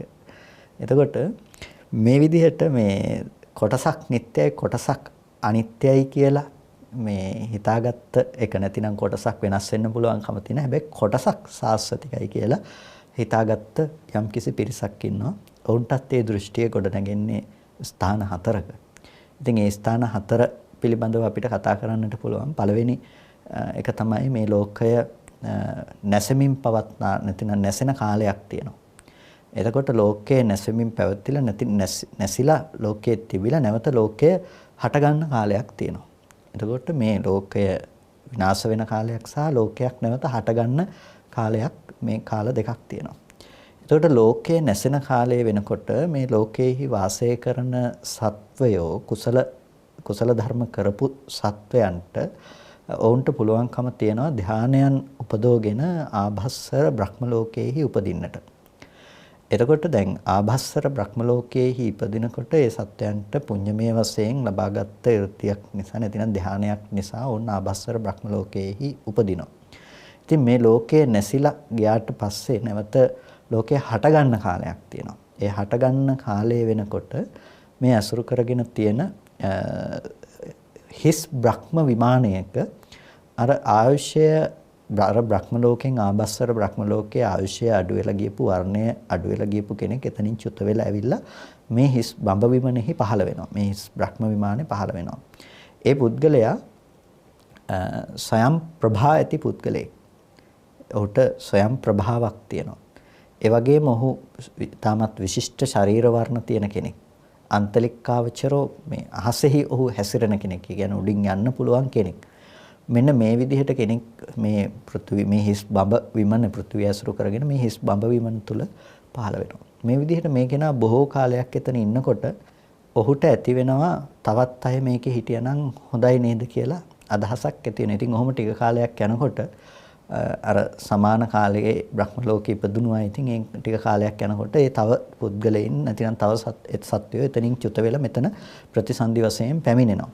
එතකොට පැමිණෙනකොට දැන් ඒ හැමෝම මනෝමය හැමෝම මනෝමය කායක් තියෙන්නේ. මනෝමය සත්වයින් හැටියටයි දක්වන්නේ. එතකොට මේ මනෝමය ආපු මනෝමය කයක් ඇති නැතිනම් මනෝමය ස්වභාවයකින් ජීවත් වෙන සයම්පභා තමාම ප්‍රභාවමත් කොටගත්ත මේ සත්වයින්ට ආසේ හැසිරෙන මේ සත්වයින්ට මේ හිතෙනවා අපි එන්න කලින් මේ කෙනා හිටිය කියලා අනිත් කෙනා පිළිබඳව හිතෙනවා. අනිත් කෙනාට හිතෙනවා මම තමයි මහා බ්‍රහ්මයා. මම තමයි මේකට ඉස්සෙල්ලම ආවේ. මම තමයි මෙතන අධිපතියා. මම කල්පනා කළා අනිත් අය ඉන්නවනම් හොඳයි කියලා. ඒ හිතුවට පස්සේ තමයි මේ අය ඇවිල්ලා පහළ වුණේ. මේ අය ඉපදුනේ මම තව අය හිටියානම් හොඳයි, තව පිරිස් හිටියානම් හොඳයි කියලා හිතුවට පස්සේ මේ අය පහළ වුණේ. ඒ නිසා මං හිතපු විදිහට තමයි මේ දේ උනේ. මගේ හිතත් එක්ක මේ අය පහළ වුණා. එතකොට අනිත් අයත් කල්පනා කරනවා මේක කිව්වහම ඇත්තටම මේ කෙනා මහා බ්‍රහ්ම මෙයා තමයි මේ ලෝකේ අපි එන්න කලින් හිටියේ. මෙයාගේ කැමැත්තට එහෙනම් අපි ඇවිල්ලා මෙතන උපදින්නට ඇති කියලා අනිත් අයත් කල්පනා කරනවා.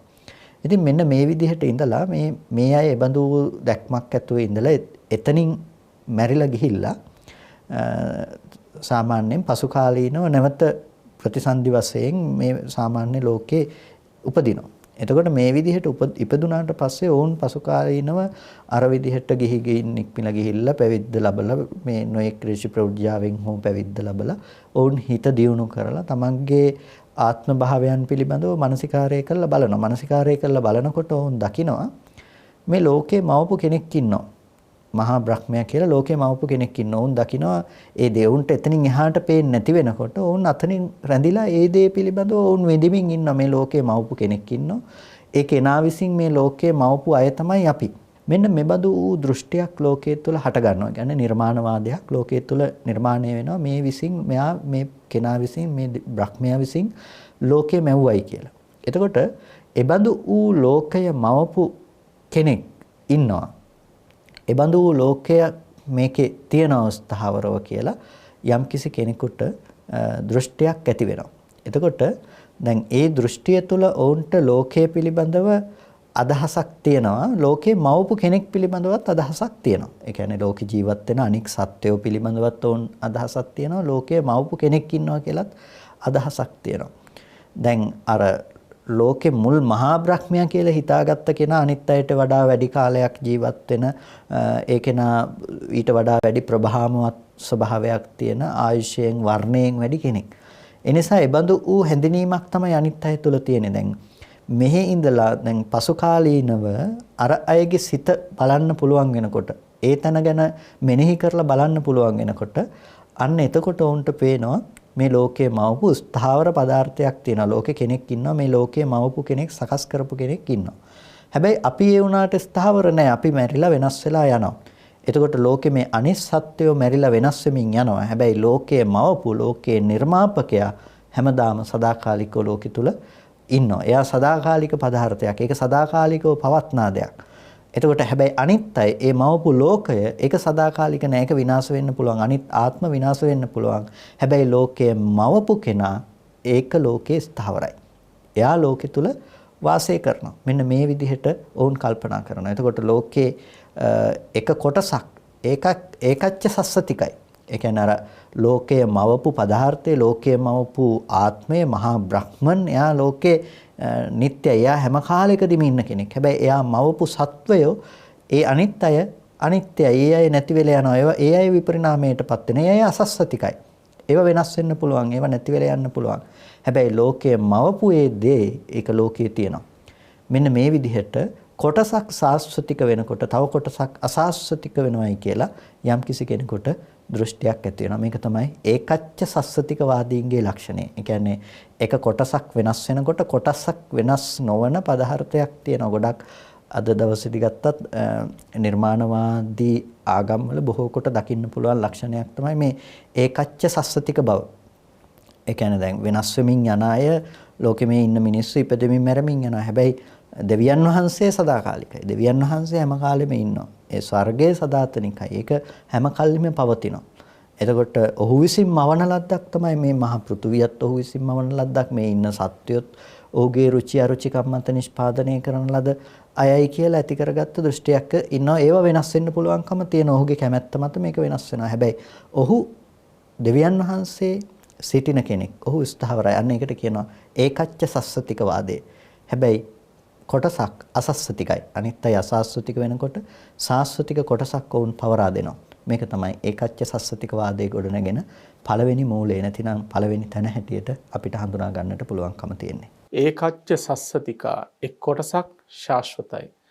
මේ සමාජය දිහා බලනකොට මේ ලෝකයේ තියෙන විවිධ ආගම් දිහා බලනකොට මේ මතවාදය කොච්චර සමාජය තුළ පැතිරලා තියෙනවද? එදත් මේ වගේ දේවල් තිබුණා. අදත් තියෙනවා. හෙට දවසේදීත් තියෙවි. නමුත් කරුණ මේක නෙමෙයි. මේ මතවාදත් එක්ක සමාජයේ යථාර්ථයෙන් කොච්චර ඉවත් වෙලා යනවද? පුද්ගලයා යථාර්ථ අවබෝධයෙන් කොච්චර ඉවත් වෙනවද? ඒත් සමග ඔහුගේ නිර්වද්‍ය ගමනට කොච්චර බාධාවක් ඇති වෙනවද? ඒ නිසා මේ බුදුදහමෙහි එන මේ දිට්ඨි සම්බන්ධ විග්‍රහය සමස්ත ලෝකයම කියවා ගත යුතු අතිශයින්ම වැදගත් දෙයක්. ඒ වගේම තමයි දැන් ගොඩක් දෙනෙක් කියනවනේ මේ හැම ආගමක්ම එක වගේ කියලා. ඔය කසපහඳුරනේ අර මේ සර්වාගමික සංකල්පයන් ගෙනල්ලා මේ ඔක්කොම ආගම් එකයි කියලා කතා කරන ඇතම් උදවිය හරි කැමැත්තක් තියෙනවානේ. මේ බුදුදහමේ තියෙන දිට්ඨි සම්බන්ධයෙන් විග්‍රහය කියවා ගන්න කියලා අපි ආරාධනා කරනවා. ඒ කතාව දෙවතාවක් ඔහු කියන එකක් නැහැ. දැන් කසපහඳුරනේ මේ ඒකච්ච සස්සතිකායක සම්බන්ධයෙන් කතා කරනවා. අපි එකක් කතා කළා. මොකක්ද ඊළඟ ප්‍රභේදය?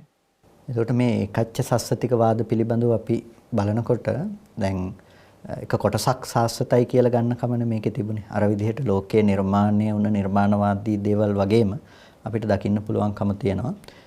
බුදුරජාණන් වහන්සේ පෙන්නනවා මේ කිඩ්ඩාපදෝසික කියලා දෙවිවරු කොටසක් ඉන්නවා. යම් දිව්‍ය ලෝකයක කිඩ්ඩාපදෝසික කියලා කොටසක්. මේ කිඩ්ඩාපදෝසික දෙවිවරුන්ගේ ස්වභාවය තමයි වේලාව ඉක්මවල ඔවුන් ක්‍රීඩාවෙහි නියුක්තව වාසය කරනවා. කාමයන්හි යුක්තව වාසය කරන වේලාව ඉක්මවා. ඒ කියන්නේ ඔහු බොජුන් වේලාවවත් දන්නේ නැහැ. ඔවුන් එතන ඒ දිව්‍යතලෙහි රැඳෙන්න අවශ්‍ය දේවල් සම්පූර්ණ කරගන්නවත් ඔවුන්ට වෙලාවක් නැහැ. ප්‍රමාණ ඉක්මවා යනවා. කන්නවත් කල්පනාවක් නැහැ. කන්නවත් කල්පනාවක් නැහැ. මොකද මේ අපේ වගේම තමයි ඒක හොයාගෙන ඒක පස්සෙන් ගිහිල්ලා මැරෙනකම්ම ඒක හොයාගෙන යනවා වගේ මේ එතනත් ඉපදුනත් සමහරලාට මේ ඉඳලමනේ අපහො යන්නේ. ඉතින් ගිහිල්ලා මේ වගේ මනසක්ම තමයි බොහෝ කෙනෙකුට තියෙන්නේ. ඉතින් ඒක පස්සෙම ගිහිල්ලා එතනින් චුත වෙනවා. ඉතින් මේ කිඩ්ඩාපදෝසික දෙවිවරු එහෙම චුත වෙලා ආවහම ඒ අය පස්සේ කාලෙකදී එකෙන් සමහර කෙනෙක් හිත දියුණු කරන්නට කියලා ගියාම ඔවුන් තමන්ගේ පෙර ජීවිතය දකින්න එතනින් එහාට දකින්නේ නැහැ. දැන් පෙර ජීවිතේ විතරයි ඔවුන්ට දකින්න පුළුවන්කම තියෙන්නේ. එතනින් එහාට කොතෙක් බැලුවත් පේන්නේ නැහැ. පේන්නේ අරක. පේනකොට ඔවුන්ට පේනවා දිව්‍ය ලෝකෙ මෙහෙම දිව්‍ය ලෝකයක් තියෙනවා. මේක ස්වර්ගය, මේක සැප ඇති තැනක්. මේ සැප ඇති තැන අපි මොකද කළේ? අපි වැරදි විදිහට පාවිච්චි කළා. අපි මෙතනදී හරියට වෙලාවට කෑවේ නැහැ. වෙලාවට මේ විදිහේ දිව්‍ය ලෝකෙ පිහිටන්න අවශ්‍ය දේවල් ටික කළේ නැහැ. අපි ප්‍රමාණයේ ඉක්මවා ඒ කාමයන් ඇසුරු කරමින් හිටියා. ඒකින්ද අපි අසාස්වතික වුණා. කිඩ්ඩාපදෝසිකව ඉඳලා ඒකත් එක්ක අපි දූෂ්‍ය වෙලා අපි ඒකේ අසාස්වතික වුණා. හැබැයි අනික් දෙවිවරු එතන එහෙම නොවුන දෙවිවරු සාස්වතයි. ඒක ඕන තරම් කාලයක් එතන ඉන්න පුළුවන්කම තියෙනවා. ඒක සදාකාලිකයි. අපි මේ දැන් ඉන්න මනුස්ස ලෝකයක් ඒ වගේම අර කිඩ්ඩාපදෝසික කියන ඒ විදිහට හිටියත් ඒක අසාස්වතිකයි. ඒකෙම තියෙනවා සදාකාලික ස්වර්ගය කියලා එකක්. ඒ සදාකාලික ස්වර්ගයේ ලෝකෙ තියෙනවා. දැන් ස්වර්ගයට යෑම සඳහා උන්ට ඊට පස්සේ උත්සාහයක් ඇති වෙනවා. මෙන්න මෙබඳු වූ ස්වභාවයක් ඇති කරගත්ත කෙනෙක් ඉන්නවා. ඒ වගේම තුන්වෙනි කාරණාව හැටියට මනෝපදෝසික කියලා දිව්‍ය කොට්ටාශයක් ඉන්නවා. ඔවුන් ඒ කියන්නේ ද්වේෂයෙන් එකිනෙකා කෙරෙහි බලාගෙන ඉඳලා ද්වේෂය නිසාම එතනින් චුත වෙනවා. තරහ ගිහිල්ලා තරහ වැඩිකම නිසාම එතනින් චුත වෙනවා. කසබන් මේ දිව්‍ය ලෝකෙ ඉන්නකොට ලිමිට් එකක් තියෙනවා. ඒක ඉක්මවා ගියොත් එහෙම එතන ඉන්න හම්බ වෙන්නේ නැහැ. ප්‍රමාණයක් තියෙනවා. ප්‍රමාණය ඉක්මවා ගියාම එතන ඉන්න පුළුවන් කමක් නැහැ. එතනින් බොහොම ඉක්මනටම චුත වෙලා යනවා. ඉතින් ඒක මනුස්ස ලෝකෙත් දකින්න පුළුවන් දෙන්නේ ප්‍රමාණය ඉක්මවා ගියාම ලිමිට් එක පැනලා ගියාට පස්සේ එතන ඉන්න පුළුවන් කමක් නැහැ. මොකක් හරි ලෙඩක් හැදිලා හරි ගහ මරාගෙන හරි අන්තිමේටම එතනින් ඉක්මනට යන්න සිද්ධ වෙනවානේ. ඉතින් ඒ දෙයම තමයි එතන සිද්ධ වෙන්නේ. ඉතින් ඔවුන්ට එතන ඉන්න පුළුවන් කමක් නැහැ. එතනින් චුත වෙලා යනවා. ඉතින් ඊට පස්සේ චුත වෙලා ගියාට පස්සේ අර විදිහටම ඔවුන්ටත් පේනවා අර එහෙම නොවුන දෙවියෝ සදාකාලිකව ඉන්නවා. ඒ කියන්නේ ඔවුන්ට ඒ දෙපිරිසටම ඇති වෙනවා සදාකාලික ස්වර්ගයක් තියෙනවා කියලා. ගිහිල්ලා සැප විඳින්න පුළුවන් තැනක් නිත්‍යව තියෙනවා කියලා ඔවුන් කල්පනා කරනවා. හැබැයි අනිත් දේ අසාස්වතිකයි කියලා හිතනවා. ඉතින් මෙන්න මේ විදිහට නිර්මාණ වාදයත් එක්ක ගියපු. ඒ කියන්නේ මේ ලෝකේ සදාතනික ස්වර්ගයක් තියෙනවා. එහෙම නැතිනම් ලෝකයේ මවපු කෙනෙක් ඉන්නවා. ඒ මවපු පදාර්ථයක් තියෙනවා. මෙන්න මේ විදිහට ඇති කරගත්ත දෘෂ්ටියක් ඇතම් කෙනෙකුට ඇති වෙනවා. එතකොට ඒ වගේම තවත් කෙනෙක් ඉන්නවා තර්කානුකූලව වුන් බලනවා. මේ රූපේ මේ ඇස කන නාසය දිව ශරීරය කියන දේවල් මේ ඔක්කොම නැසිලා යනවා. මේ රූපේ ඔක්කොම නැති වෙලා යනවා. හැබැයි භවයෙන් භවයට යන මේ ආත්මය සදාකාලිකව තියෙනවා. මේක විඥාණය කියන දේ යම් මනසක් කියලා දෙයක් තියෙනවා නම් හිත කියලා යමක් තියෙනවා නම් ඒක ආත්මවත්. ඒක යනවා තනින් තනට මෙතනින් අතෙන්ට එතනින් එතෙන්ට යනවා. මේ අනිත් දේවල් අසාස්වතිකයි. මේ විදිහට ඒකච්ච සස්සතික වාද අපිට දකින්න පුළුවන්. එක කොටසක් ශාස්වතයි කියලා දකින වාදයන් අපිට දකින්න පුළුවන්කම තියෙනවා. ඉතින් මේ දෘෂ්ටි කොච්චර මිනිස්සුන්ගේ චිත්තසංතාන ආක්‍රමණය කරලා තියෙනවද? මේ චිත්තසංතාන වලින් ගහන නොවුණු කෙනෙක් හොයාගන්න එක ලේසි නැති තරම් මේ දෘෂ්ටි මිනිස්සුන්ව ආක්‍රමණය කරලා තියෙනවා. මේ දෘෂ්ටි මිනිස්සුන්ගේ සිත් සතන් මැඩගෙන තියෙනවා. ඉතින් මේක බොහොම බරපතල තත්ත්වයක්. ඉතින් බලන්න මේ දෘෂ්ටිවාද ප්‍රභවය ගැන කතා කළොත් ඒකච්ච සස්සතික වාදයන් නැති වෙනවා නම් ඇති වෙන්න පුළුවන්කම තියෙන්නේ මෙන්න මේ තැන් හතර මුල් කරගෙන කියලා බුදුරජාණන් වහන්සේ දේශනා කරනවා. මේ තැන් හතර මුල් කරගන්න නැතුව කවදාවත් ඒකච්ච සස්සතික වාදයක් ඇති වෙන්නේ නැහැ. එතකොට ඒකච්ච සස්සතික වාද හතර කියලා කියන්නේ දැන් නිර්මාණවාදයේ ඔස්සේ කෙනෙක් හිතනවා ලෝකේ මවපු කෙනෙක් ඉන්නවා. ඒ පදාර්ථය නැතිනම් ඒ මහා බ්‍රහ්මයා හෝ නැතිනම් ඒකට ඕන නමක් දෙන්න පුළුවන්කම තියෙනවා. ඒ ලෝකේ මවපු ඒ දෙවියන් වහන්සේ බ්‍රහ්මයා ඒ කෙනා නිට්ටයව ඉන්නවා. එතකොට අනිත් අය වනාහි මවන ලද්දෝ සහ මවන ලෝකය වෙනස් වෙනවා, අනිත්‍ය වෙනවා. ඒවා සාස්වතිකයි. හැබැයි අර ලෝකේ මවපු කෙනා සාස්වතිකයි කියලා හිතනවා. ඒ වගේම ස්වර්ගය කියන එක අපි ගත්තොත් අද අපේ සාමාන්‍ය සමාජය තුළ භාවිත වෙන වචන වලින් ගත්තොත් ඒක සදාතනික සැප ඇති තැනක්. හැබැයි මේ සදාතනික සැප ඇති තැන වැරදි විදිහට හිටපු අය එතනින් අනිත්‍ය වෙලා අසාස්වතික වුණා. මනුස්ස ලෝකයේ මේ දේවල් ඔක්කොම අසාස්වතිකයි. හැබැයි අර දිව්‍ය ලෝකය ඒක සාස්වතිකයි. ඒක ප්‍රමාණාත්මකව පරිහරණය කරන හැමෝටම ඕන කාලයක් ඒකේ ඉන්න පුළුවන්කම තියනවා කියලා හිතනවා. ඒක එතකොට ඒක අපි කිඩ්ඩාපදෝසික සහ මනෝපදෝසික කියලා කොටස් දෙකකින් කතා කළා. ඒ වගේම තවත් කෙනෙක් මේ රූපය සහ හිත පිළිබඳව විමසා බලනකොට ඇස කන නාසය දිව ශරීරය කියන මේවා ඔක්කොම විනාශ වෙලා ගියාට මේක ඇතුළේ රිංගගෙන තියෙන විඥානයේ භවයෙන් භවයට යනවා කියලා හිතලා සාස්වතික භාවයේ ගොඩනගා ගන්නවා. දැන් මේ විදිහට ලෝකයේ තුල පැවැත්ම ගැන කතා කරනවා නම්, ආත්මය ගැන කතා කරනවා නම්, නිර්මාණවාද ගැන කතා කරනවා නම් මේක තමයි මූලය. එතකොට දැන් මේ සෑම ආගමක්ම එකයි කියන දේ ගැන ස්වාමීන් වහන්සේ මතක් කළා. මේ කියන්නේ සර්වාගමික කතන්දරය ගැන. එතකොට ඒ දේ කොහොමද කෙනෙක් එකයි කියන්නේ මේ මූලික දර්ශනය පිළිබඳව අධ්‍යයනයක් කළොත් යම් කිසි කෙනෙක් මේ ඔක්කොම එකයි කියන්න උත්සාහවත් වෙනවා නම් ඒකෙන් පේන්නේ උන් මේ මූලික දර්ශනය පිළිබඳව උන්ට අවබෝධයක් නැහැ. එතකොට මේ හේතුඵල ධම කියන්නේ මොකක්ද කියන එක පිළිබඳවවත් ඒ වගේම නිර්මාණවාදය කියන එකවත් මේක එකක් කියන්නේ කොහොමද කෙනෙක් මේ පිළිබඳව අවබෝධයක් නැතිකම නිසා තමයි මේ බඳු ප්‍රකාශනයන්හි නිරත වෙන්නේ. ඒ නිසා මේ ඒකච්ච සස්සතික වාදයන් ටික නිවැරදිව විශ්ලේෂණය කරගත්තොත් මම හිතන්නේ කියන්න යන්නේ මේ අද කාලේ ලෝකයේ පිළිබඳව අර්ථ විවරණ කිරීම සහ බුදුදහම තුල සපේන අර්ථ විවරණ ඔක්කොම එකයි කියලා කියන මෝඩ කතාව නම් කියන්නේ නැහැ කිසිම කෙනෙක්. දිට්ඨි සම්බන්ධයෙන් කොච්චරනම් කතා කරන්නට තියෙනවද? අපි තවත් මෙබඳුම සාකච්ඡාවකින් ලබන සතියේදී හමු වෙමු. ඉතින් අද මේ උතුම් ධම්සභා මණ්ඩපයට වැඩම කොට මේ උතුම් කරුණු විවරණය කළ ලබනෝරුව කන්දාරණ්‍ය සේනාසනාධිපති රාජකීය පඬිතු ශාස්ත්‍රපති කොත්මලේ කුමාර කස්සප පඬිත හාමුදුරන් වහන්සේට අපි විශේෂයෙන් පුණ්‍ය අනුමෝදනා කරනවා. ඒ වගේම අද ධම්සභා මණ්ඩපයේ දායකත්වයෙන් කටයුතු කරනවා විහෙරගම්පිට රේවත ස්වාමින් වහන්සේගේ අනුශාසනා පරිදි මංගලා, මල්ලිකා, ප්‍රමිතා, රූපිකා, වසන්ත සහ ප්‍රමිලා යන රණතුංග පවුලේ සහෝදර සහෝදරියන් මෙහි දායකත්වයෙන් කටයුතු කරනවා. විශේෂයෙන් බලාපොරොත්තු වෙනවා මාතර වේරගම්පිට පස්වන හරස් පාරේ පුංචි හේනේ විසූ මේට වසර 26කට පමණ පෙර කාල යාත්‍රා කළ විශ්‍රාමලත් ගොවිජන සේවා ප්‍රාදේශීය නිලධාරී ඒ වගේම 2021 3වෙනි මාස 25 වෙනි දිනට සියවන ජන්මදිනය යෙදී තිබෙන ආර්යදාස රණතුංග පියතුමාට පුණ්‍ය අනුමෝදනා කරන්නට.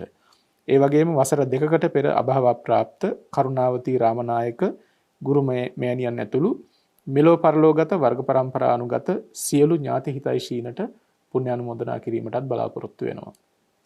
ඒ වගේම දයානන්ද රුවන් පතිරණ පුෂ්පමාලා අනුර අනෝජා අජිත් යන පවුලේ සෑම සියලු දෙනාටත් තුනුරුවන්ගේ ආශිර්වාදය නිදුක් නිරෝගී සුවය ප්‍රාර්ථනා කිරීමට බලාපොරොත්තු වෙනවා. වගේම පූජ්‍යපාද මාං කඩොල සුදස්සන ස්වාමින් වහන්සේ ඇතුළු ලබනෝරුව කන්දාරණ්‍ය සේනාසනයේ සියලුම ස්වාමින් වහන්සේලාට ආශිර්වාද කිරීමටත් පූජ්‍යපාද වේරගම්පිට භද්දිය ස්වාමින් වහන්සේට ආශිර්වාද කිරීමටත් ඒ වගේම සෑම සියලු දෙනාට චතුරාර්ය සත්‍ය ධර්මය අවබෝධ කරගන්නට ලැබේවා කියන උතුම් ප්‍රාර්ථනාවක් ඇති කරගෙන තියෙනවා.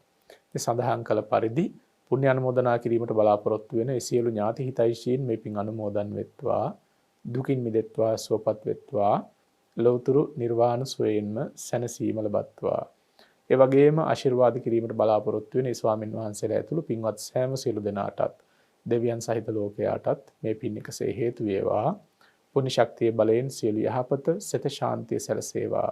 ලෞතුරු නිර්වාණ සුවය පිණිස මේ පින් හේතු වාසනා පාරමී වේවා. හැම දිනාටම තෙරුවන් සරණයි.